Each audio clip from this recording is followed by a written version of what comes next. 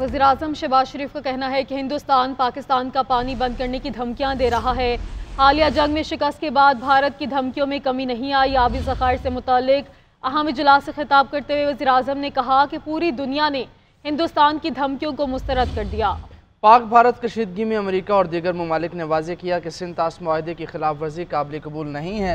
भारतीय प्रोपेगेंडे को ना तो सियासी कामयाबी मिली और ना इनके बयानिए को अक़वाम आलम में से किसी ने तस्लीम किया। वज़ीर-ए-आज़म ने नए आबी ज़खायर और फंडिंग के लिए नायब वज़ीर-ए-आज़म इसहाक़ डार की सरबराही में कमेटी कायम कर दी।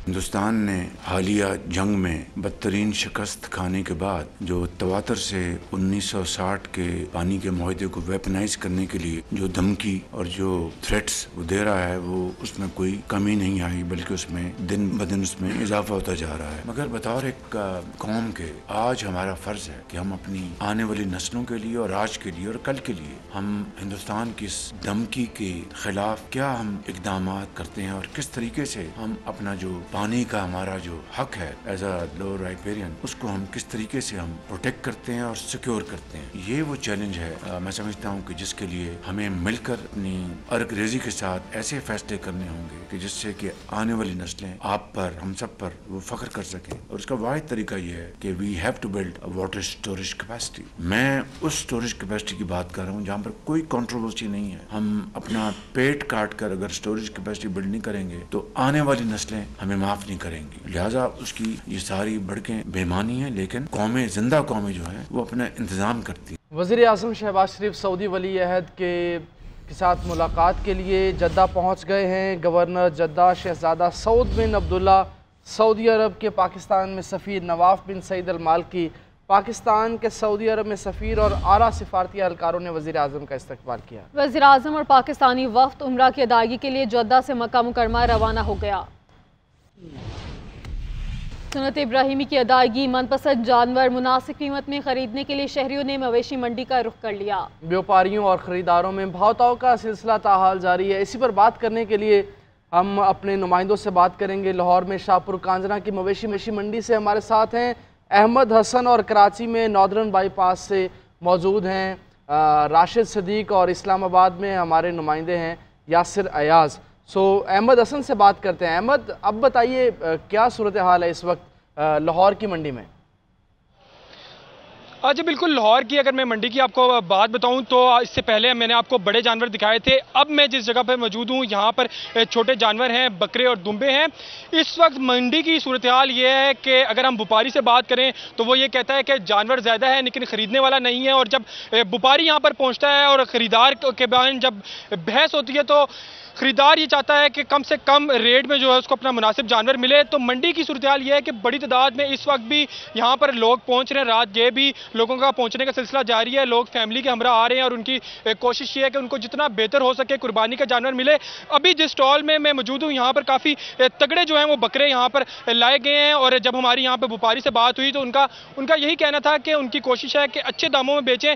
इस वक्त यहाँ पर जो खरीदार और व्यापारी के दरमियान बहस हो रही थी, तकरीबन 1.5 से 1,80,000 जो है वो रेट लगा दिया गया बकरों का, लेकिन अभी तक यहाँ पर बात नहीं बनी। जो शहरी ये कहते हैं कि उनकी कोशिश है कि आज जो है वो कुर्बानी का जानवर खरीद लें, लेकिन ज़्यादातर लोगों की ये भी ख्वाहिश है कि कल जो है वो आखिरी दिन है और उन्हें उम्मीद है कि कल मंडी में भाव-ताव जो है वो अच्छा होगा और उनको अपना मनपसंद जानवर जो है मिल जाएगा।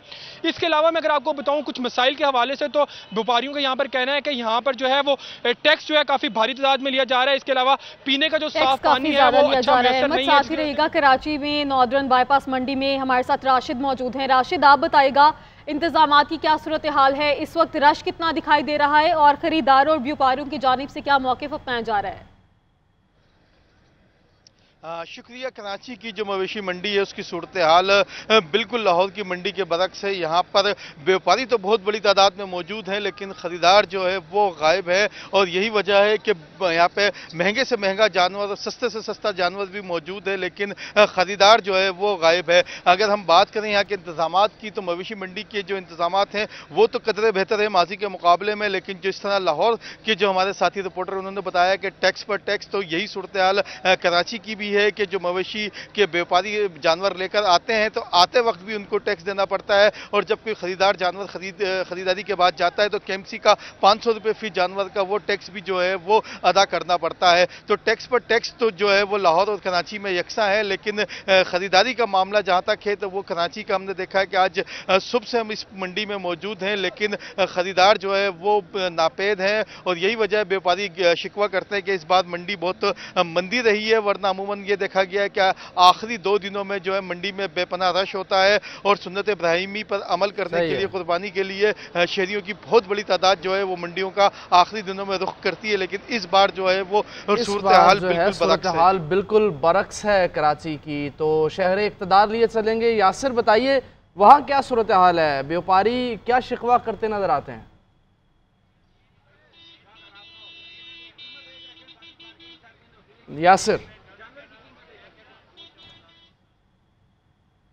यासिर आप सुन पा रहे हैं? इक़्तिदार में इस वक्त एक मवेशी मंडी, हाँ जी देखिए, मैं इस वक्त शहर इक़्तिदार में मवेशी मंडी में मौजूद हूँ, और जूं एक ईद उल अज़हा का वक्त करीब होता जा रहा है, दिन ख़त्म होते जा रहे हैं, तो मुकाबला जो है वो सख्त होता जा रहा है। यहाँ पर शहरियों की बड़ी तादाद इस वक्त भी मवेशी मंडी में मौजूद है, और भाव ताव का जो सिलसिला है वो जारी है। लेकिन दूसरी जानिब जो है वो शहरियों का ये शिकवा भी सामने आता है, महंगाई का सताए जो अवाम है वो ये कहने पर मजबूर हैं कि जो जानवर वो ख़रीदना चाहते हैं लेकिन उनको पसंद आता है, लेकिन जो कीमत सुनते हैं तो उनके रोंगटे खड़े हो जाते हैं, और उसके बाद जो है वो दूसरे जानवर पर जाने पर जो इत्तेफाक करते हैं। बहुत सारे शहरी हमें ऐसे मिले जो यहाँ बैल खरीदने आए थे, लेकिन यहाँ पर जो कीमतें उन्होंने सुनी तो उन्होंने बकरा खरीदने पर जो है वो इत्तेफाक किया। इस मरतबा जो छोटे जानवर हैं वो भी लाखों में जो है वो मंडियों में मुयस्सर हैं, और शहरी इंतजार कर रहे हैं कि अच्छा वक्त आए, मुनासिब वक्त आए और ये कीमतें जरा कम हो तो तब जाके वो जो है अपना मनपसंद जानवर खरीदे। यहाँ पर जो है वो शहरियों की तादाद बड़ी तादाद में मौजूद हैं। शहरी और जो बच्चे हैं वो भी यहाँ पे आए हुए हैं ईद उल अज़हा के लिए, सुन्नत इब्राहिमी की अदायगी के लिए जो है वो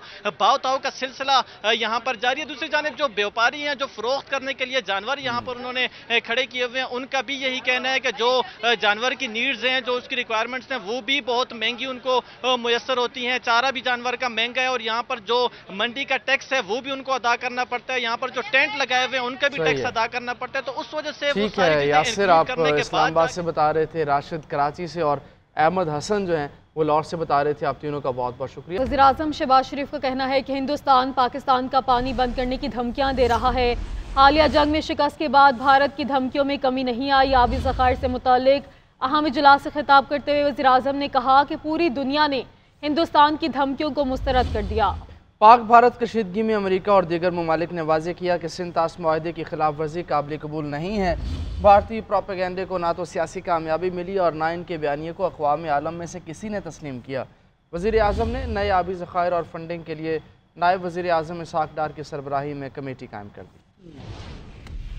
हिंदुस्तान ने हालिया जंग में बदतरीन शिकस्त खाने के बाद जो तवातर से 1960 के पानी के मुआहदे को वेपनाइज करने के लिए जो धमकी और जो थ्रेट्स वो दे रहा है, वो उसमें कोई कमी नहीं आई, बल्कि उसमें दिन ब दिन उसमें इजाफा होता जा रहा है। मगर बतौर एक कौम के आज हमारा फ़र्ज है कि हम अपनी आने वाली नस्लों के लिए और आज के लिए और कल के लिए हम हिंदुस्तान की इस धमकी के खिलाफ क्या हम इकदाम करते हैं और किस तरीके से हम अपना जो पानी का हमारा जो हक है एज अ लोअर राइपेरियन, उसको हम किस तरीके से हम प्रोटेक्ट करते हैं और सिक्योर करते हैं। ये वो चैलेंज है मैं समझता हूँ कि जिसके लिए हमें मिलकर अपनी अर्क-रेज़ी के साथ ऐसे फैसले करने होंगे कि जिससे कि आने वाली नस्लें आप पर, हम सब पर वो फख्र कर सकें। और उसका वाहिद तरीका ये है कि we have to build a water storage capacity. मैं उस स्टोरेज कैपेसिटी की बात कर रहा हूँ जहाँ पर कोई कंट्रोवर्सी नहीं है। हम अपना पेट काट कर अगर स्टोरेज कैपेसिटी बिल्ड नहीं करेंगे तो आने वाली नस्लें हमें माफ नहीं करेंगी। लिहाजा उसकी ये सारी भड़कें बेमानी है, लेकिन कौमें, जिंदा कौमें जो है वो अपना इंतजाम करती